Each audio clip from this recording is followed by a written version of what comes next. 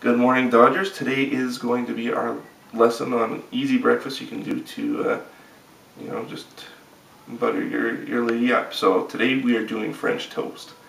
If you look over here, you'll see what we need to get the French toast going. Of course, the first thing you need is bread. It's the thick sliced bread. You can do white or whole wheat or whatever kind of bread you like, doesn't matter. What I like to do is I keep it frozen before I make it. That way when you dip it in the egg mixture later, it won't absorb too fast and you don't get soggy French toast in the middle. So that's key ingredient number one. Key ingredient number two is the eggs. So the ratio I use is 1 egg per person that I'm going to be feeding.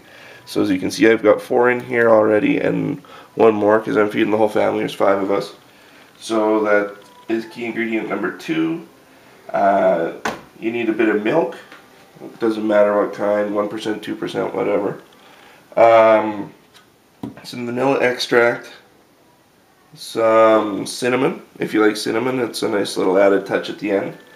You need, again, icing sugar. You don't have to use it, but it's a nice little decorative feature you can put at the end. You got your griddle or frying pan. Usually it's set at a medium heat. You can see this one's all heated up. It's a good idea to have it preheated before you get started on everything. And yeah, so we got our whisk for mixing the eggs. We've got our flipper or spatula for flipping the toast. And we got a nice little square, sort of shallow pan or bowl that we're going to put our egg mixture in to dip the eggs in. And just a spoon for spreading the icing sugar afterwards.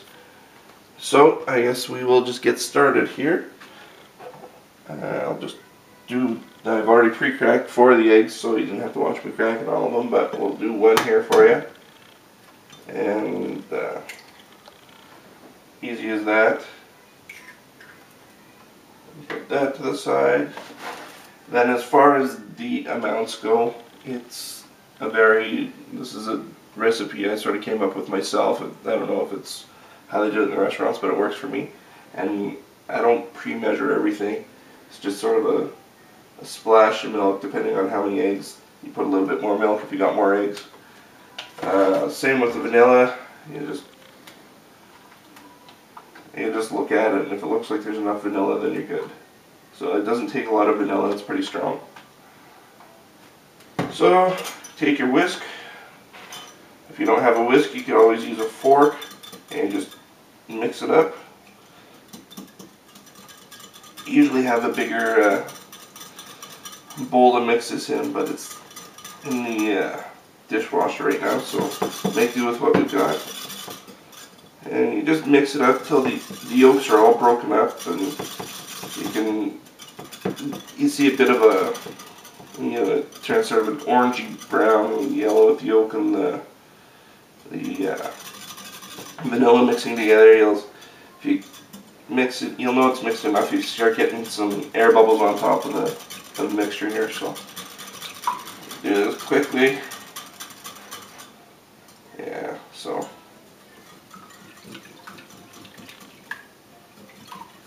do the Mr. Miyagi mix if you have to. Oh, you're really dating yourself. Yeah, that's Karate Kid reference from the original Karate Kid. So yeah, you'll notice if you want to come over here and look. Show that. There's bubbles on top of it now.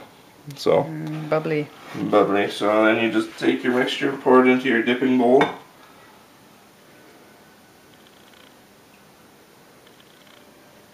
And away you go. I usually take the bread out of the freezer as I start mixing the eggs. That way it's thawed out enough that it'll absorb some of the mixture, but not soak through. So then all you do is you take your toast, drop it in, flip it over, so you get a good coating on both sides. Your fingers are going to get a little messy. And you take it, you drop it into your frying pan,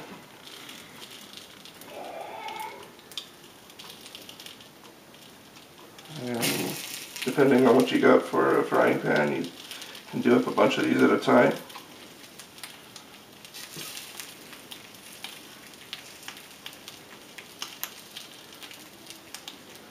And there you go. Just rinse off my fingers.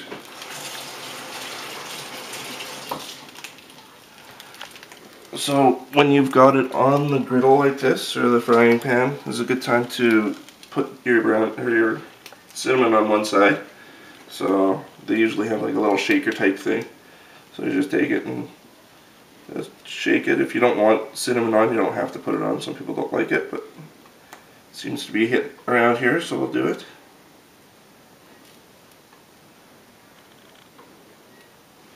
There you go, that part of it's done. And if your pan's good and hot, it shouldn't take too terribly long. And if we take a look at the bottom of this, that's all it takes. If you find it's got a couple of spots that are still a little bit wet, you can always flip it back over and just touch up wherever it's not quite cooked all the way. Just put pressure with the flipper all over, that way you get contact with the bread everywhere. And and then it cooks it up nice for you. Yeah, you can see on this one it's still wet through here. You don't want that, that's raw egg, so you gotta make sure you cook that. So I'll flip it over again and touch that up. And again on this one, same thing, there's a bit of wetness there. So I'll just, you can just do this when you're cooking it, just push it down. And that'll make sure all of it, like with the bread being frozen, it sometimes isn't perfectly flat. So by pushing it down, you just make sure you get contact all over. So that is how you do French toast. Now I'll show you what to do with the icing sugar in a second here. Just gonna grab a plate, so you can hold on.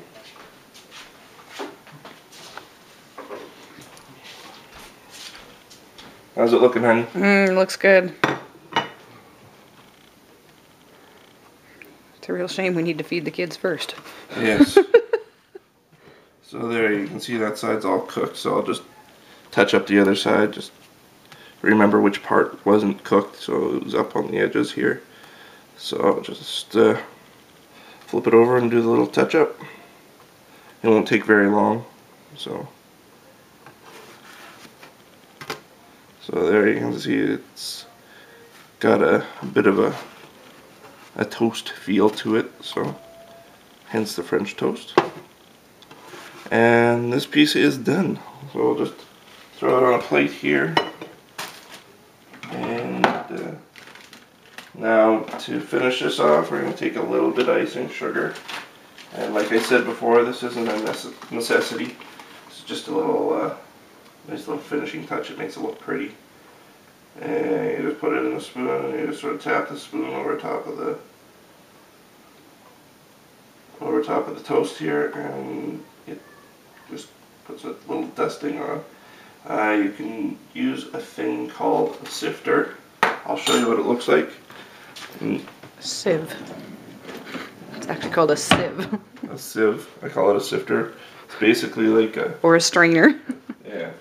So you can take a bit of the icing sugar, drop it in there, and then just give it a little push with the spoon, and it just makes it a little finer, powdery.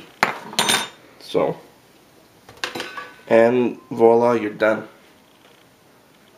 And that is how we make French toast. Now, one key, you're doing a great thing here to keep yourself out of the doghouse, but if you're going to do any sort of cooking or work around the kitchen, you have to make sure you clean up everything when you're done, because you'll lose any points you gain by leaving a mess for her to clean up. So just remember that, clean up any mess that you make. And you know, this is something you can do, you know, for breakfast in bed or whatever. It's a nice easy one. You know, top it off with a little syrup. Showed you that before. not plugging any brands, but whatever. So that's how you finish it off, a little butter, a little syrup. And then when everything's done, you clean up after yourself, including wiping the cupboards. So, unless Karen has anything else to add. Nope, can't think of anything. Looks good. It's all good. That is how we make French toast. Thank you. Well done.